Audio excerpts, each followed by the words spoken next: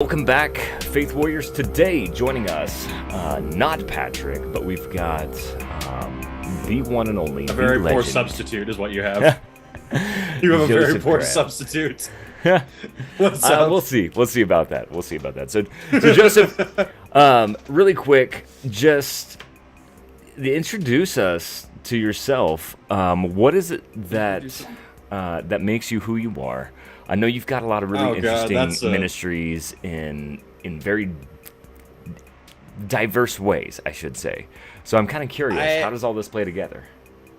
Okay, geez, don't ask me for what makes me who I am, because that's a really loaded question. I'll try and keep it brief. I'm an Air Force brat. My dad served in the Air Force for 21 years after graduating the academy. So as a result, I moved around quite a bit. I am the only member of my family who was born in Albuquerque, but I've lived very close to St. Louis, Missouri. I spent about 5 years up in Virginia, in a town called Annandale. It's like Washington, D.C. is surrounded by a highway they call the Beltway. I don't remember the number of it, but we lived like right south of that. My dad used to work at the Pentagons and stuff like that. From there, we got transferred to Australia. My dad worked for the embassy. Spent 3 years there. I was diagnosed with type 1 diabetes during that time, so it was a very difficult, it was already a difficult transition in that time. And I think that getting diagnosed with that just made it even more so. But, it took me a little while, but I finally got my stuff together. And then we came back here to Albuquerque. My dad served at the Air Force Base again, and then he retired. So we've been here ever since. Met my wife at Calvary. We dated for about 5 years, starting in high school. We definitely shouldn't have started dating that early, but we did, and God definitely used it. And we've been married for 5 years now, so it's been pretty good. I have 2 kids, and along the way I became a writer, and more recently I became an artist. I actually have let's see, where is it? I have a published novel. Nice. It's not very good. It definitely could have been better. I'm trying to work on getting it republished with some better editing and all that, but that's a little bit further down the line. Yeah, I mean, hey, anything that's published is an accomplishment, man. I published a full length novel by the time I was 19 years old. I feel like I did all right there. Yeah, like it definitely could have been better, but that's one of the things in my life where I'm like, yeah, I feel accomplished. I feel like I did something good there.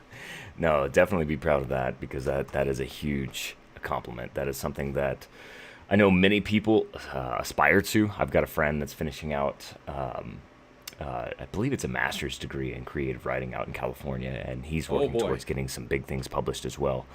And he does have some stuff published, but I'm not sure if he's going the novel route as much as he's going more like the cinematic screenplay route and things of that nature. So the two are very those two things are very different. Like, I understand that the degree that you get can lead into either or, but like I'm a novel writer, and to some extent I'm kind of becoming a visual novel artist, because I'm starting to try and tell some stories like through my artwork. But I have one of my best friends from high school and through university. He's a film major. And like we would often like collaborate on our ideas, like be like, oh, what are you going to do with this, or how, like, kind of like help each other with our stories. And the way that he would explain how a story was going to go was vastly different to however I would do it. Mm-hmm. Yeah, that's always fascinated me, how different art mediums tell the same story in very different ways. Yeah. And one of the unique things, I think, so I've done some screenwriting.